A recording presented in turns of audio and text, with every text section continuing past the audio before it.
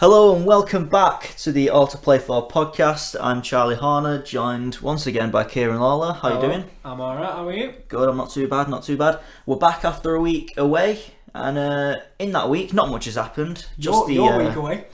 I was here for all the interesting deadline day. I was here for last week. I've not left you, don't worry. Just not much has happened. Just the start of the Premier League and the EFL. And deadline day. And deadline day. But we're back and we've got plenty to talk about, including the start of the Premier League season and the second weekend of the EFL. But there's only one place to start, and that was the emphatic game at Old Trafford last night. Manchester United 4, Chelsea 0. Yeah, I didn't see this one coming. We sat there last night and I was ready for a quiet post-match Monday, just a nice ease us into the Premier League season, and then Man United decided to dismantle a possible top 6 opponent. Absolutely unbelievable. I was watching it with a couple of mates in the pub, and I was expecting a United victory, but I wasn't expecting it to be that clear cut. The signings have hit the ground running. Maguire, man of the match. Wan-Bissaka looked like he'd be playing in that team for years. Daniel James came on, got his goal, creates problems with his pace. I just thought everything that United have been working on over the summer has come to fruition. It's just a case of whether they can keep that up over 38 matches. Yeah, it helps that when I looked at Chelsea's starting 11, it was very inexperienced. And I know Lampard wants to give the youth a chance, and I agree with most of them. However, I know it's unfortunate that Kante was carrying an injury into the game. And it started for me with that Zuma penalty, and to be honest, before that Chelsea had been on top for that open. To be honest, I think they were the better team in the first half. Genuinely, I think the first half was 50-50 in my opinion. I don't think Chelsea were better, but they probably had the more clear-cut chances. I was going to say Tammy Abraham hit the post, and it was just a sloppy foul from Zuma. He just left his leg in there when he didn't need to, and it's one of them where, to be honest, he was impressive when he went to Everton last year, and I think he does have a place in this Chelsea side. It was an unfortunate moment for him in the game, and the whole Chelsea defence looked a bit shaky when United were countering them anyway, and that may be inexperience, but it also might just be the dynamism of that attack. I think any defence would struggle with it. Yeah, I think Kurt Zuma was very poor last night. He was the man in that defence who had the mare out, if anyone did. But I think where the game was won and lost was in that transition. Manchester United were absolutely ruthless on the counter attack, especially when they went 1-0 up, because then they could just sit back, let Chelsea have a bit more of the ball, and then they've got the pace on the counter to really cause trouble with Martial, with Rashford, Wan-Bissaka on the left, on the right, Luke Shaw on the left. That also played more so, as you saw, as the game got later and later. That's when really United's goals kept kind of rolling towards that last half an hour mark, and that's because Chelsea had to push to try and get back into the game, and that it all just everything kind of, I'm going to say, went borderline perfect for Man United yesterday.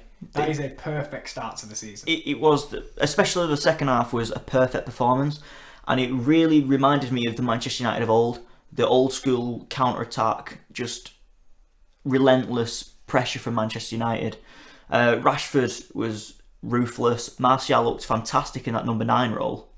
Pogba didn't have an amazing game, but when he needed to delivered 2 fantastic assists. I was going to say, for the first half for me, he was the poorest midfielder for Man United on the pitch. He was next to McTominay and Pereira, but then in that second half, I feel as it got a little bit more comfortable for United, because it was the moment I think they went 2-0 up, and then he sprayed that ball to Rashford. Absolutely and perfect. If you want a pass on a plate for a striker, that was it. And then that run towards the end, he knows he's not blessed with the pace, and he knew James could catch up, so he just held it back, slotted a perfect pass, and that is what Pogba brings in for much of his criticism, as I was criticising him in the first half, where he was trying to do roulettes around people and trying to overdo it sometimes. When he plays his passes, he can be an absolute perfect playmaker. Yeah. Harry Maguire, dominant, man of the match performance. Got couldn't be happier for him. We made him. Just as a former Hull City player, I told you, and I remember telling you this at the time, and I will offend some City fans. I don't care, but he's John Stones with an upgrade. I think he is absolutely class on the ball. He played more passes in the first half. I think he's a more physical John Stones. Oh, and he's a more physical version. It's amazing how people can have the back to, the strikers can have the back to play, and the ball will go into the feet, and Maguire will get it away from them without fouling them. Do you know, without coming in behind and just taking them out. He's got a way of just physically overbearing and overpowering the striker and managing to build attacks from that. And everyone was saying, "Oh, it's the 80 million price tag. It'll wear him down." It didn't look to wear him down at all. No, I think it's a myth that price tags put pressure on players, because at the end of the day, they're just there to play football and do the job. And if a team wants to pay £80 million for your services, that has no bearing on what you do on the pitch. Just on that point, what do you think of the price tag for Maguire? Because I know we weren't here for deadline day and we weren't here for when that signing finally got over the line. What do you think about it? Do you think it was overpriced? Do you think, as I said to you, people are making the unfair comparison to, well, Van Dijk only cost 75, but Van Dijk in this transfer market would have cost you 150 million. Yeah, you're looking. You've got to take in a bunch of factors. Quality is only one factor in a transfer fee. You've got to look at the selling club. Leicester are comfortable financially, if not more than comfortable. He's English. He's off the back of 2 fantastic seasons at Leicester. United were desperate for a centre-back. So taking all that into consideration, I think it's more than fair for an £80 million price tag. Well, I was going to say, it is all about, I think to me, it's always crucial with the nation, because the Premier League has the rule where you need a certain amount of English players, and we saw Man City clearly don't have that many because they loaned in Scott Carson, for God's sake. What a signing. So, for you to get an English player that will slot straight into your first 11 instead of to have to loan Rob Green or bloody Scott Carson for a season just to fill the numbers because you've got too many foreign players, it's perfect. Yeah. And he's gonna play every game barring injury, which God bless he doesn't. And that back four for Man United now went from pre-Maguire people going, is it a defence that's top 4? With the addition of just Maguire, because they already had Wan-Bissaka, people have gone, that's a great defence, it's a great back 4, because it is. Well, I think the Wan-Bissaka deal has a lot to do with it. Oh well, yeah. Because I think there was 2 glaring issues in that defence. You didn't want Ashley Young playing right back, and you didn't want Phil Jones or Chris Smalling playing centre back. He filled both those voids, and it looks like a very comfortable defence. But I just want to make the point of, especially in the second half, because I think potentially in the first half Chelsea may have had the better of the midfield. But in the second half, how good was Scott McTominay? Yeah. Absolutely unbelievable in just breaking up the play, and a lot of the counter-attacks came through him. So I would almost say he was the man of the match, but apart from Maguire and Marcus Rashford, but that just says something that the whole Manchester United team was at least an 8 out of 10. And I think that's a lot to do with the fact that they look so much fitter than they did 3 months ago. If you compare the performance yesterday to Cardiff, the final day of last season, they look so much fitter, and I think that's a lot to do with the pre-season that they've had and Ole Gunnar Solskjaer making the point that if you want to be a good team, you need to be a fit team. Yeah, no, I do. And I think that helps that counter-attack, because they were countering until the last very seconds with the late goals from Dan James. And obviously, it wasn't really a late goal, but Rashford's immediate, 17 seconds after the interval. Yeah. And if you can keep that going, you're dangerous at any minute, which was what United were famous for. United were always famous for them late goals. And I think last season, I don't think they'd be countering with that sort of speed when it got to 85th, 87th minute, but it helps that they're fit. And as I wanted to say, just with every member of the team, Andreas Pereira's performance didn't stand out, but what a great assist for the Martial goal. Yeah, he was, like you say, he wasn't a standout, but he did his role. He did the dirty work when he needed to. Alright, maybe you want him to step up a little bit more, but like you say, he got the assist, so... I feel like every player played their role to an expected, if not better, level of performance. I could not pick a player, apart from the first half, where I'd probably say probably was the worst, but apart in that second half, I could not pick a player. If you went pick the worst player that's played this half for United, I couldn't pick one, genuinely. Yeah. On the other side of that, Chelsea. Now, they had more of the ball, they had more attempts on target, more corners. And a lot of people are saying, oh, well, this is an unjustified win for Manchester United.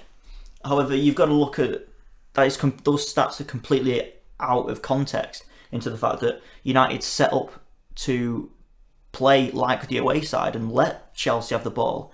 So my criticism of Frank Lampard and Chelsea would be, well, you've not been very useful when you've been in possession. And the chances that you did create, barring Tammy Abrahams in the 4th minute or whatever, they weren't really clear cut. I can't remember a time where David Gea was having to really come into action too many times, and United were happy just to let Chelsea stay on the ball, let them have it, let them make a mistake. McTominay will break up the play, and we'll just counter.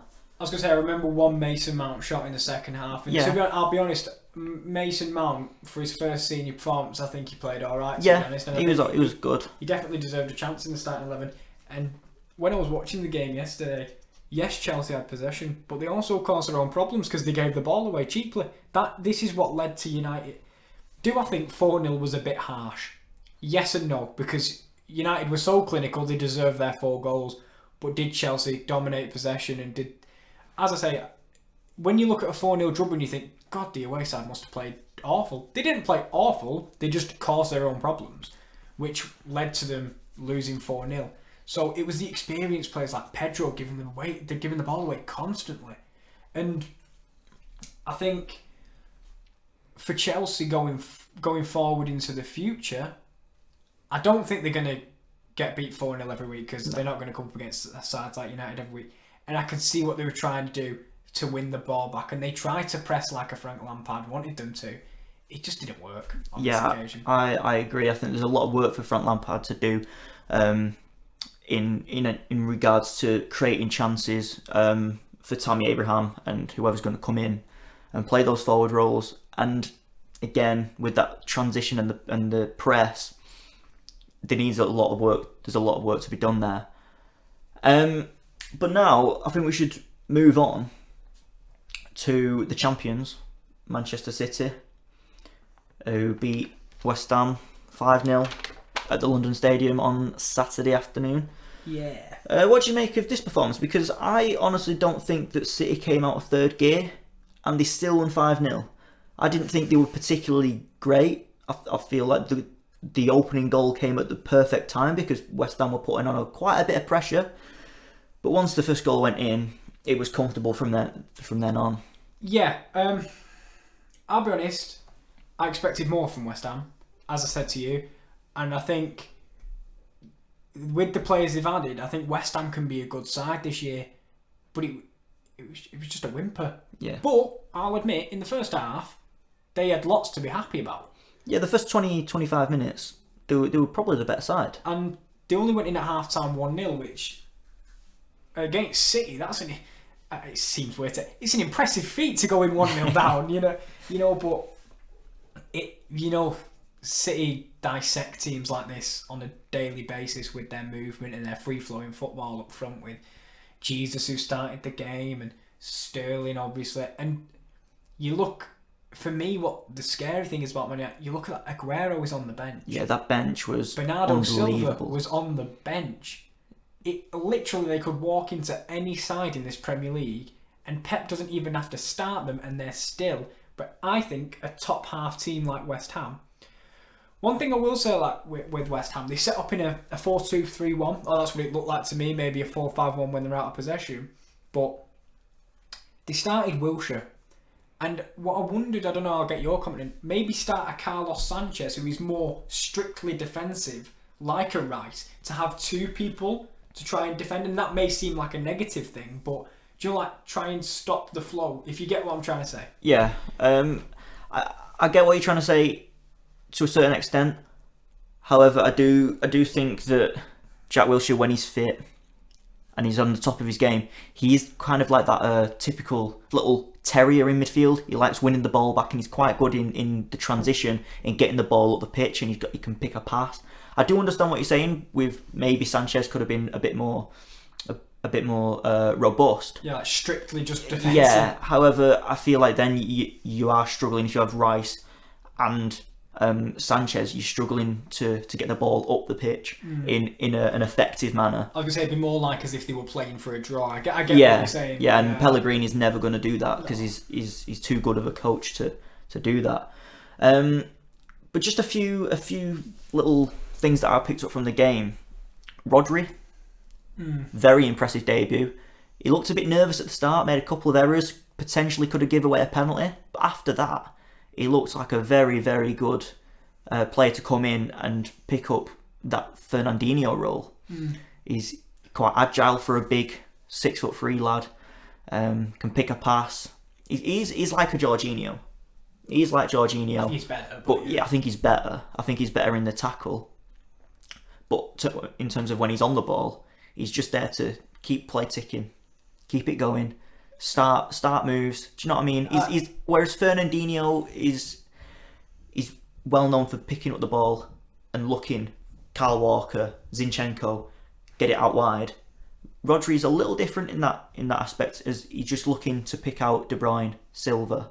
Yeah. Those little passes. I was about to say that I don't know why it came up as a criticism in the Community Shield final. He started nervous in that one as well, if I remember, but they were always going, he's always picking that simple sideways or slightly forward but still sideways pass, and players like that, you can't criticise them for always picking the pass.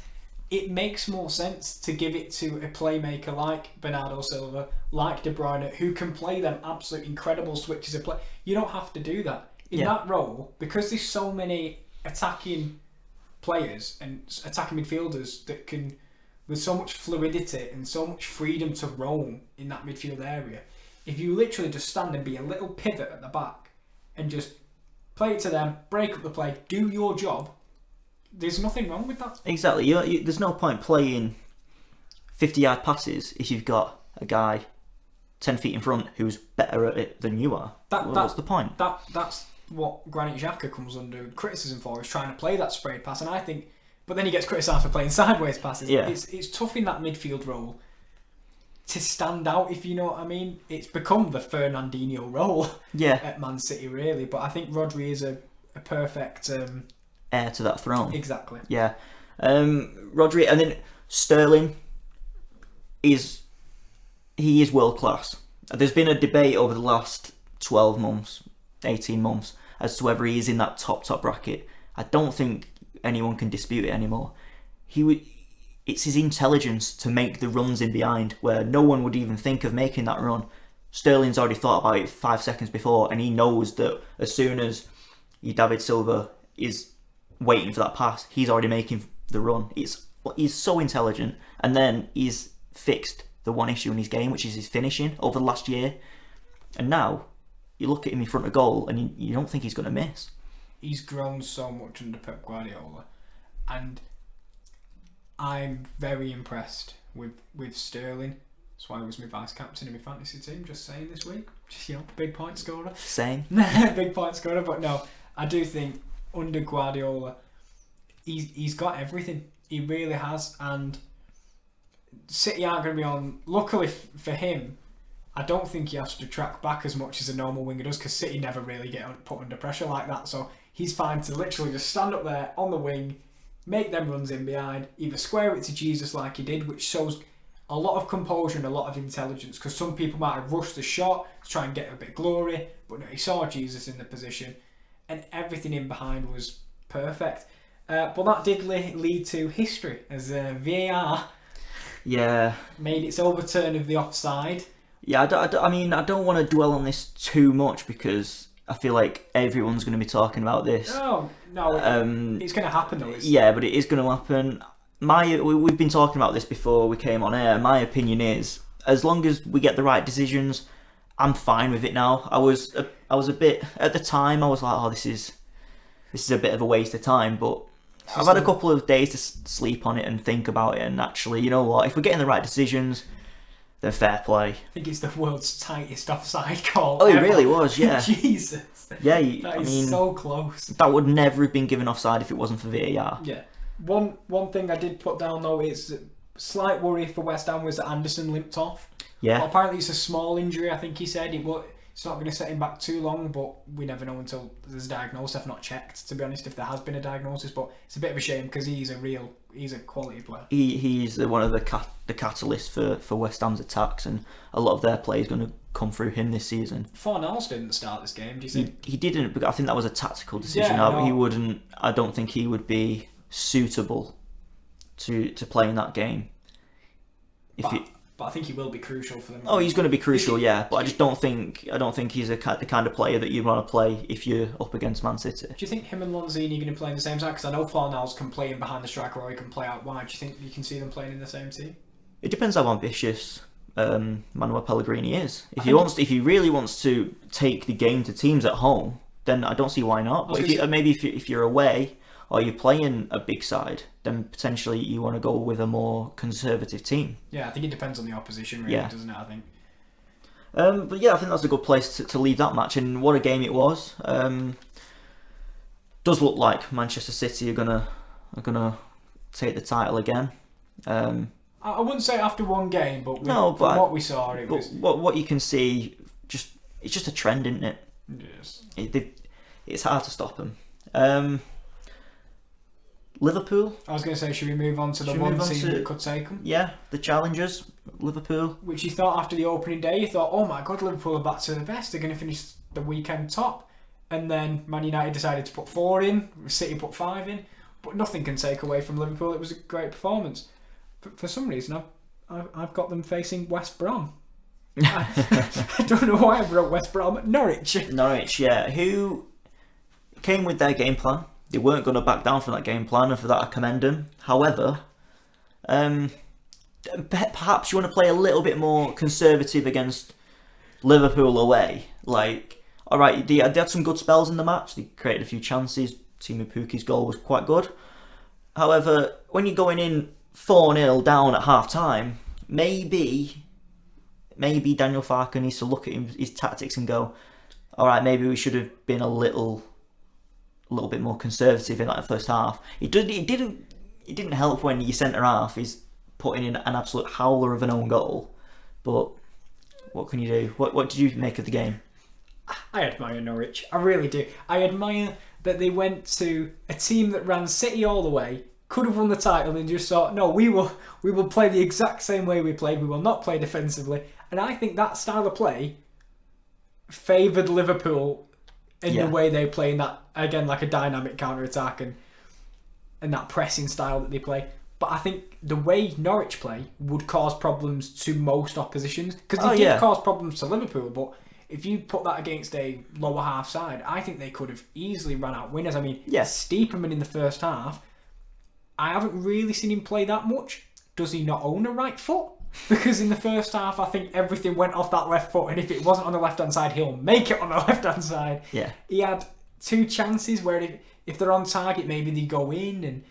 But for as many chances they made, Liverpool definitely deserved the win. And you could tell there was a clear gap in quality between the two sides, because unfortunately for Norwich, they were picked apart in the end. Yeah, I agree. And it's a good start for Liverpool. They probably were, like Manchester City, didn't really get out of 3rd or 4th gear. Managed to get a few goals. Good performance. 3 points on the board. Origi did well because Mane obviously couldn't start, which was a shame because he was a captain in my fantasy team. Didn't think of it. But the way he comes in, and Origi, I don't know still why people, not everyone, but people say, well, he's not really a Liverpool starter, is it? He comes in and he scores goals. Yeah. That is literally what he does. I don't understand. I think he impressed me. And obviously Salah got back on the board, the one season wonder from 2 seasons ago. Virgil van Dijk, rising high. I don't know what you thought about this.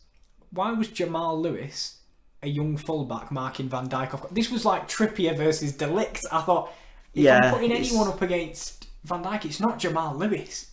It's even your Grant Hanley, you know.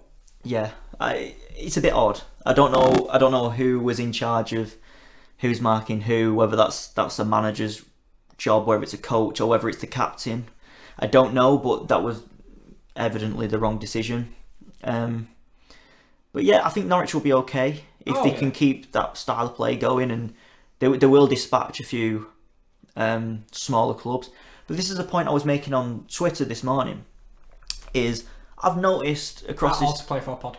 Yeah, what I've noticed across this first weekend of the Premier League is there's so many teams playing pretty attacking football on the deck, 1-2 touch, blah blah blah. Very open, expansive games. Yeah, does this advantage or disadvantage teams like Burnley, the more robust teams? Because I look at Burnley and go, defensive, conservative, robust, long balls, route one, and I think they're more likely to get points off the bigger teams, and maybe they could bully some of the smaller teams. So is this an opportunity for Burnley and Sean Dyche to go, you know what, we could push up the league a little bit in the similar, not in the similar fashion to they did a couple of seasons ago, but potentially go to mid-table, maybe pushing for the top 10? I'd say it favours them because it's something different. Because teams won't change their style of play to play Burnley, as Burnley will not change their style of play to play others. Will teams adapt around Burnley? Maybe, but I also, sadly, I think people go, oh, Burnley, we can take them. But as we've seen in the history of the Premier League, they're no pushovers. The way they play football causes problems for any team, past and now presently as well. I think it is going to be interesting to see that clash of styles, because you can attack with your free-flowing nature, but if you can't put the ball in the net and one big hoof ball up to Ashley Barnes and they're in.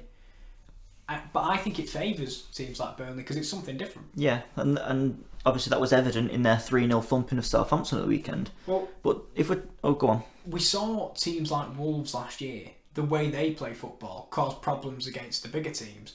But then when they played them smaller defensive teams, they struggled, which to me, it just extends the point that the way them small compact defensive teams try and not lose first is basically the way I'd like to say it. It just doesn't help these bigger, more expansive teams. Yeah, I agree. And talking about a clash of styles, Watford versus Brighton. Can I just make a point back to the Liverpool game? Go on. Two things, sorry. Alisson got injured, which I think everyone knows by now. He's out to 4 to 8 weeks. One player that impressed me for Norwich, young Cantwell, made his debut. Yeah, Todd Cantwell. He looked tidy on the ball. He had moments in the game where he didn't look out of his depth at all. And I just wanted to say that going forward, I think he might, if he gets more games, which I liked Farker not playing. I don't think he played any of his new signings. So he stuck to what got him there, and I admire that as well. But that Cantwell, I just wanted to make a point to look out for him. Yeah. But yeah, my performance of the week, I think we should make this a running thing. Performance of the week. Yeah, sure. I'm going to give it to Graham Potter's Brighton and Hove Albion. They were absolutely fantastic in their 3-0 demolition of Watford at Vicarage Road. What more can you say other than it was absolutely tantalising to watch at times. On the floor, attacking play, wing backs pushing on. You got 3 attackers up there, and I think it's all shown in the third goal. The beautiful pass from Lewis Dunk straight through to Morpé, rounds the goalkeeper, and a beautiful finish, and a nice debut goal for the former Brentford man. I was going to say, what a confidence booster for him. You know, it's always, you see strikers when they go to a new club, if you get off the mark straight away, it's not always proven, but if you get off the mark straight away, it means you're going to have a pretty decent season. And talking about confidence building, Florian Andone. Yes. After a poor season last season, straight off the mark. Is Graham Potter getting the best out of his attacking options? Well, this is the thing. I hope so, because it's interesting, because the way the game started, he had Murray and Lucardio up there, and then he swaps in Andone and Morpé, and they both score. To me, we were all worried last season about Brighton's goals, and that was their real issue, because Duncan Duffy at the back are solid, but you can't keep everyone out forever. But if you look at them, they've now got 4 options up front, and if they play with 2 strikers, they're going to get goals. And if even just 3, because you know Murray's going to get goals at this level, and maybe Lucardio, because he looked good in pre-season. If all 4 of them are capable and comparable in front of goal, then we were all worried about Brighton. Maybe our worries were wrongly placed. Yeah, I think Graham Potter's got a good system going on there, and it suits the players to the ground. If you think about it, where's Brighton's strong area? Well, it's the centre backs. Play 3 of them. Okay, well, Dunk, Duffy, and Dan Burn. Brilliant. Then you can allow your full backs to push on as wing backs. I think it's the perfect system for Brighton to base a team off this season. This was interesting though, because if you looked at the way they set up, it was a 3 at the back with the wing back. Montoya on the right side is a full back. Solly March on the left side, however, is made he's applied his trade as a left midfielder. Yeah. So it's interesting. With obviously you're going to get great balls into the box from Solly March because he's a winger by trade. What do you think about that? Do you think he could do the job defensively they want, or do you think Bernardo will come back in and he'll make that role his own? There's two ways of looking at it, because I've seen plenty of wingers being converted into wing backs and full backs. Valencia, perfect. There's plenty that have done it, and I think the wing back role is one of those versatile roles where you can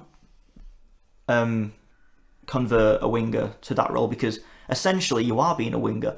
A wing back is essentially the old school winger. If you think about it, in 4-4-2, your wingers are technically wing backs, because they've got a bit up and down. Yeah. So it's just an old school winger being a wing back. So I think Solly March could make his own.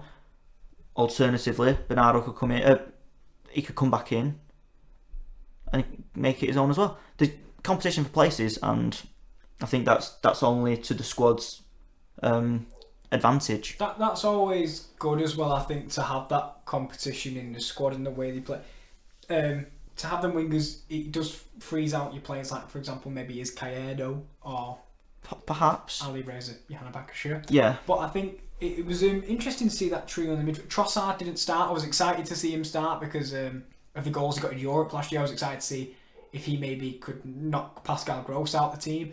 But Dale Stevens as well, he was very impressive shielding that back four to give them a bit more defensive aid. And as you said about McTominay earlier, I think he'll be great at breaking up the play in front of that back four, or back five should I say, making sure it doesn't get that far for them to defend as much as they were. And looking for Brighton onto their next game is at home at the Amex, so they can probably push their win backs a bit further forward because they're at home. And they're against West Ham, who were coming off a 5-0 drubbing. Could we see 6 points out of 6, do you think? Potentially. And I mean, we did say that Brighton were going to struggle. But the reasoning for that was I didn't think they'd get enough goals. I think defensively they're fine, but if they are going to score goals, and I think the addition of Neil Maupay, I think we both loved that signing because we've been waxing lyrical about him all summer. I think they can push on, and I wouldn't be surprised to see them go and win at the Amex on Saturday. I like what Graham Potter's trying to build there.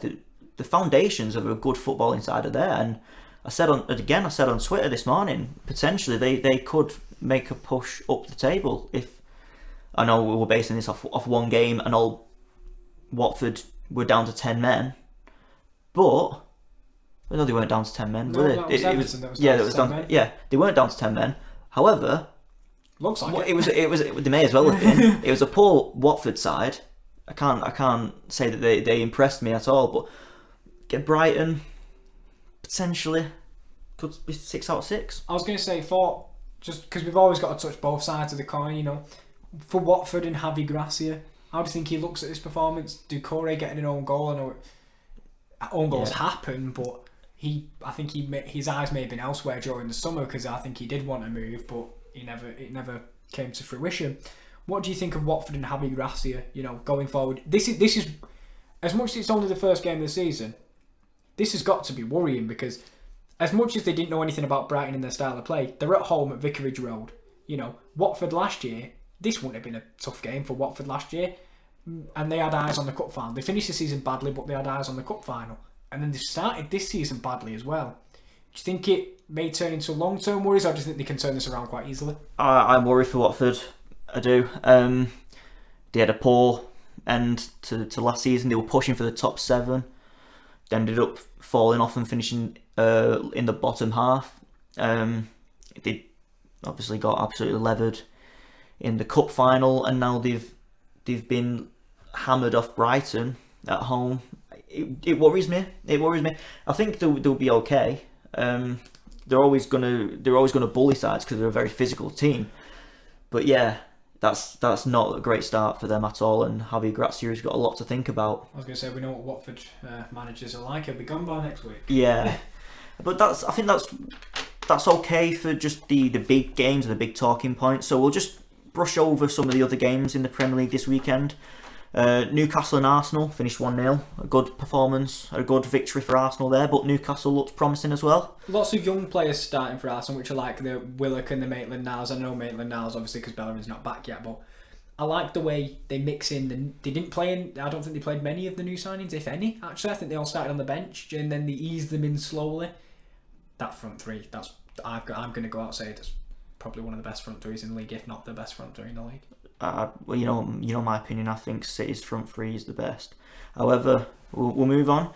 Leicester Wolves, a game again marred by VAR, finished 0-0. Two combative systems, the possession based from Leicester and the counter-attacking of Wolves. They just cancelled each other out. It's what you expect from the teams up in like the top 10 onwards, which is where we think these two will be. Yeah. A 0-0 seems like probably the result you'd say. Apart from that one person who put a bet on 0.5 plus goals in every single Wolves game. First game. No. Yeah, unlucky. Tottenham versus Villa. Villa impressed, but Tottenham were too strong at the end of the day. They impressed me.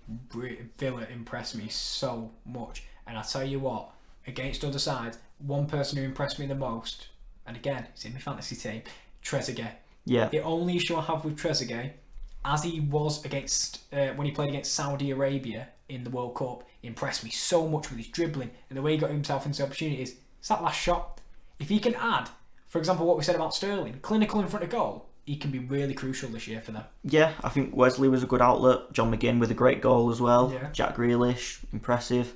Villa, we both had them to be comfortable this season, didn't we? And that performance was brave enough, and yeah, they were quite good. Unfortunately, Grealish gave away the ball for the. I think it was Kane's. Yeah, I think after what was it, 80 minutes of pressure from Tottenham, I think a lapse in concentration was perhaps likely. But yeah, we'll move on. And Bournemouth and Sheffield United drew 1-1. I was impressed by Chris Wilder not backing down on his tactics of three at the back, allowing Baldock and Ender Stevens to push on. And Billy Sharp got his goal. So I think we've seen that a lot with the newly promoted teams, though. If you think Norwich stuck to their style of play, Aston Villa went to Tottenham without any fear, and Sheffield, again, they had worse opposition going to Bournemouth, but they played with no fear as well, which is good, because if new sides come up and they just play compact defensive football trying to get a point all the time, it just leads to a more entertaining season. And do you know what? They've all given great account of themselves. Yeah, and Sheffield United, I'm buzzing for Billy Sharp. We've touched on Burnley and Southampton getting that 3-0 win against Southampton at home. Great result for them. They could have got performance of the week as well. Yeah. Leaves Ralph Hasenhüttl a lot to think about. Yeah, he's under a lot of pressure. Palace and Everton played out a 0-0 draw, and that concludes the Premier League results for this weekend. We're going to touch on some Championship games now, and I believe that you would like to touch on your boys Hull getting the victory in their first home game of the season. If you just want to sum up your thoughts on the game. 3 points on the board is the way I'm going to describe it. For as much as we impressed in the first half, in the second half, Reading really grew into the game. They had lots of chances. They hit the bar. Obviously, Luke João scored. Pushkash, when he came on, gave us a lot of problems. A lot of investment by Reading in the transfer window. I think it was 7 million on João, and he got his goal. But from our side of things, I think if it was just off the first half, we deserved to win. But I think overall, it could have easily been a draw. Eves can't be dropped now. I don't think for next league game. He, as you told me, great touch for a big man, and he has. And he was integral to the link-up play. And I think having that big focal point for the wingers to run off, which, by the way, making a point, how we've kept Grosicki and Bowen is absolutely unreal. And as we've said, for as much as our board comes under scrutiny, rightly so, they are horrific. However, apparently you told Grant McCann at the start of the window they will both be there by the end. and he kept to his word. So that do you want to touch on that? Because I know you know. Yeah, I was hugely shocked and impressed that particularly Bowen has managed to stay. And he got his goal.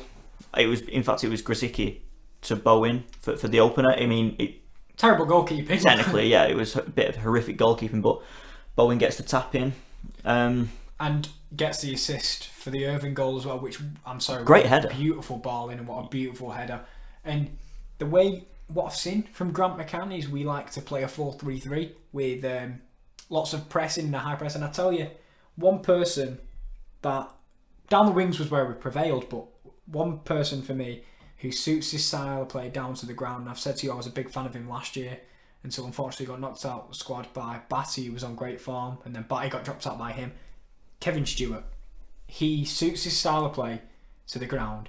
He presses, tackles well, intercepts well. 88% passing accuracy in the game. It's crucial to Grant McCann's system, and I think he's always got to be in there as a defensive midfielder. It allows Irving to push on into the box because Stewart's always there behind him, and I think he could be a real standout this year. Yeah, I was impressed by the performance of Hull up until Reading started to really put on some pressure, but he resolute defensively enough to keep it just to 1. Well, this is what I mean, and the thing was Reading did dominate possession. They had about 65% possession, but we carved out the same amount of opportunities in the game due to stats, if you look at stats. But that, to me, proves we're doing more with less possession, which, if we can be as clinical...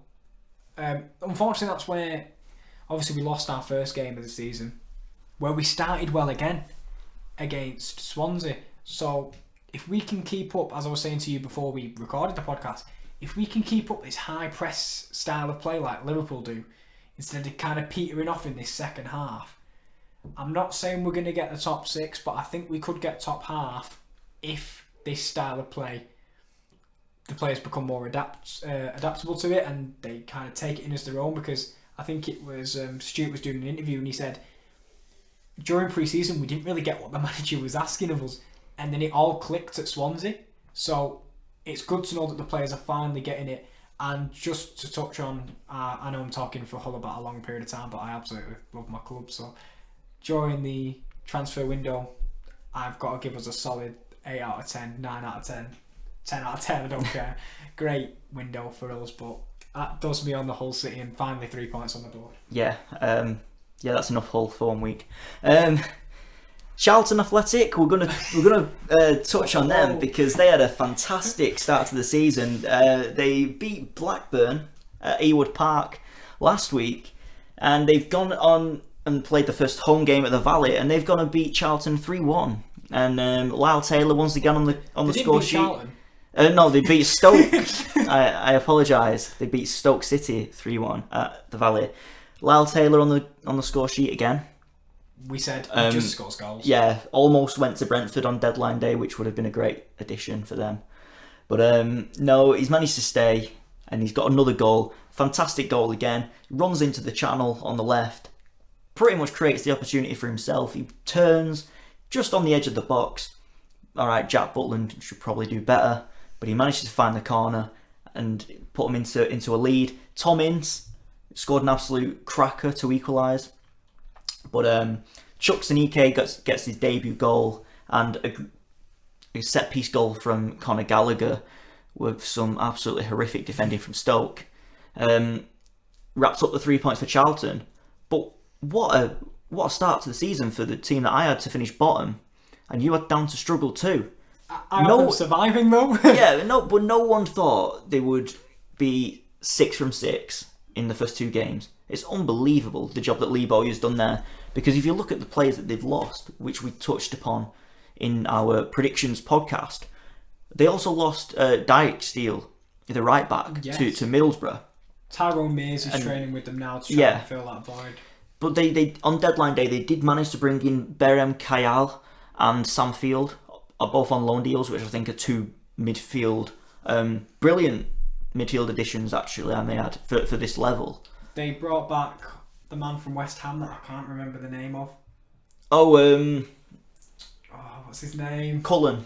Yeah, yes, that's the one. Thank you. They brought in a lot of loan deals, but I do think that's because of the transfer.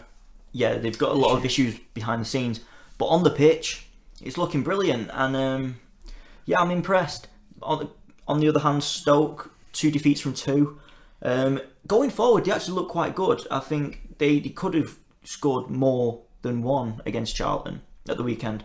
I'm particularly impressed with Lee Gregory. He's looking quite good.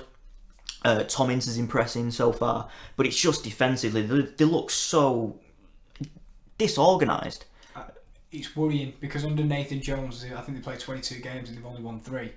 And it's one of them where maybe that the manager's not, then they may not be getting his style of play, or because he did so well at Luton that it doesn't always, managers have teams that just suit them. So maybe he's gone Stoke and he's tried and the players aren't picking it up and anything like that. I don't know. It's worrying because I thought this was the year where they'd really kick on. And I saw something interesting earlier about Charlton where, for example, in the opening 2 games of the season, Hull City, for example, we've created 21 chances and scored 3 goals. Charlton have only created about 13, 14 chances, I think it was. And they have won 2 and, for example, scored 5. So they're doing a lot with a little, is what I'd like to say, which you expect that because the size of the squad and the transfer issues and the money issues, financial problems, they have somehow... The one at Blackburn was more impressive for me than the home victory because they're at home and the Valley can get behind them, but I wouldn't have expected this at all. I had them to stay up just because of their passion and their drive, but Lyle Taylor staying's crucial. Chukwuemeka I think's a good signing. I do think they'll come to a point where it'll run out of steam. Do you know what I mean? Oh yeah. This is promotion honeymoon. Yeah. Essentially, it is. I think they will come crashing back down to earth at some point. But you've got to give them credit where credit's due. And great job by Lee Bowyer so far. And as long as Lyle Taylor's and Chukwuemeka and Marcus Bonn are all contributing with goals, they're going to be fine. But yeah, that's all I wanted to bring up on that, and obviously Stokes issues. Yeah. Sheffield Wednesday had a good start to the season. Sheffield Wednesday also, yeah, with what was the manager kind of? Is it Pep Cottet? No, that was Birmingham. That was Birmingham, no. who also have had a good start. They got 4 from 6. I've got it here somewhere. Lee Bullen. Kind of. He's got to get the job on a permanent basis now, hasn't he? Yeah. I think basically with the way they're playing, and I think no one, again, I know it's only 2 games in, and there's a lot that can be said because I do think, for example, the teams with the thicker squads like, for example, Fulham with the more quality, they'll eventually prevail, but to start the season, can't ask for better, 6 out of 6. Charlton's more shocking than Sheffield Wednesday, but again, I think if you ask a Sheffield Wednesday fan 2 games in, kind of a manager. He's done a good job. Yeah, and you mentioned Fulham there. They got a good victory against Blackburn at home. Tom Kearney with an absolute worldie of a goal. Great hit on his left foot. Proves Preston, what you can do when you can play him. Yeah. Preston getting a 3-0 victory at home against Wigan. Good result for them. Wigan giving you the most bipolar 2 performances you will ever see in your life. Yeah. It's like the good, the bad, and next comes the ugly. You know? Well, at times it was ugly against Preston. Some of the defensive performances out there was absolutely horrific, and Preston just bullied them. We did miss the first round of games, though, so I will say well done to Wigan on beating Cardiff 3-2. That was really impressive. Yeah, and Cardiff, injury time winner against Luton. Oh, yeah. I tell you what, Luton look good. They're unfortunate. They really are, because to only have 1 point from their 2 games it's going to be a tough pill to swallow. I don't think it will, but do you know it might? For example, the squad will be sat there going, what do we need to do to try and when's the rub of the green going to go our way? Yeah.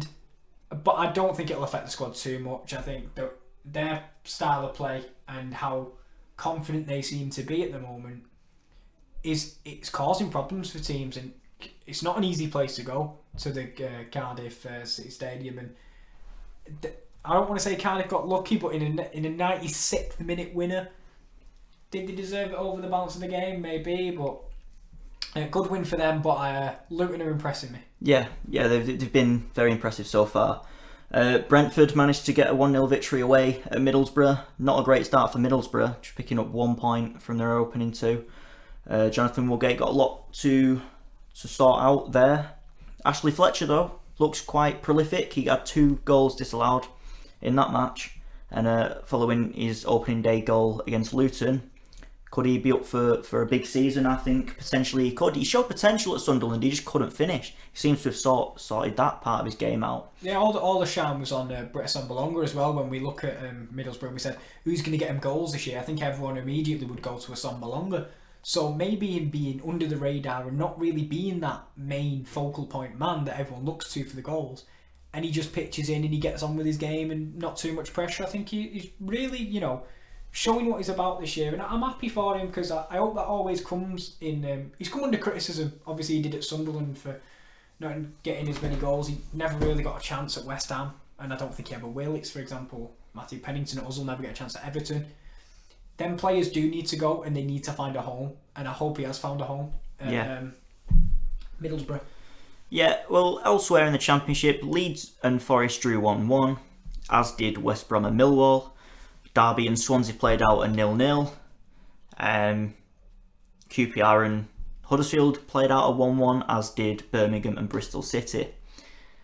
Just to end, I just want to mention Sunderland.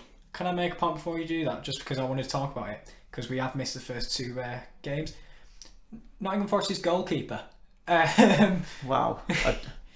Does Pep want him back at City or what? Shall he just stay there? Because wow. I feel unfortunate for Nottingham Forest, because in that first game, I know it's a week away now, it's very outdated, but they could have easily won that game if he just concentrated. But enough about that. Sorry, Muric. If he just knew how to use his hands.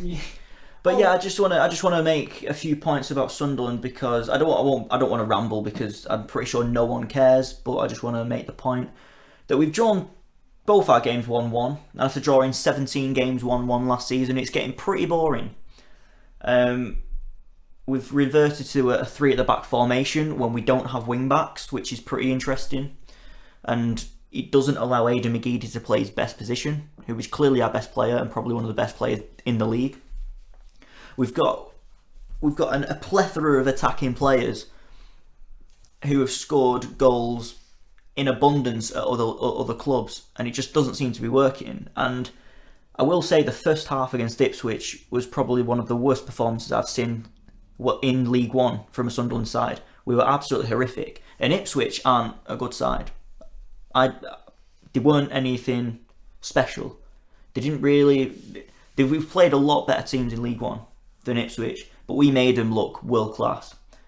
We were awful, and I just wonder how long Jack Ross is going to get given to turn this around. We have Portsmouth live again on Sky on Saturday afternoon. I'm not going into that with a lot of confidence, just purely based off the fact that we're not carving out opportunities. We look frail at the back. The only positives I can see at the minute is Dylan McGeoch's looking good in the middle.